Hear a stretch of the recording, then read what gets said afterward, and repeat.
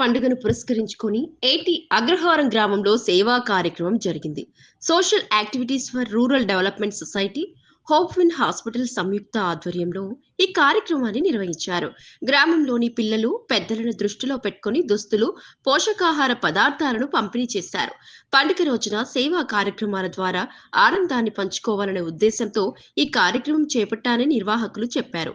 ఈ సందర్భంగా hope win hospitals chairperson, chief gynaecologist doctor Shama Sultana పాల్గొని మాట్లాడారు. ఆరోగ్యంగా ఉండాలంటే రోజువారీ జీవితంలో పాటించాల్సిన జాగ్రత్తల గురించి వివరించారు. సమతుల్య ఆహారం తీసుకోవడం, శుభ్రత పాటించడం, సమయానికి వైద్య పరీక్షలు చేయించుకోవడం ఎంతో అవసరమని చెప్పారు. ముఖ్యంగా పిల్లలు, మహిళల ఆరోగ్యంపై ప్రత్యేక శ్రద్ధ తీసుకోవాలని సూచించారు.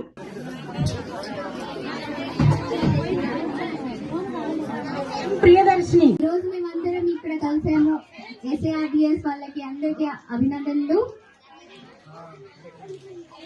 అండ్ వాలంటీర్స్ అండ్ వచ్చిన అతిథులకి, పెద్దలకి అందరికీ నమస్కారం.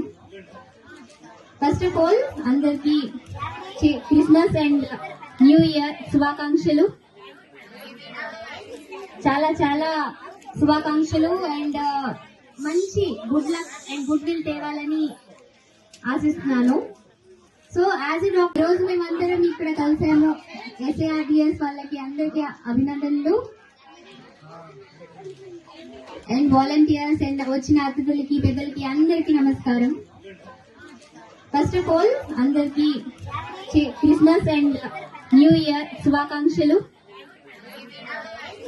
చాలా చాలా శుభాకాంక్షలు అండ్ మంచి good luck and good will తేవాలని ఆశిస్తున్నాను.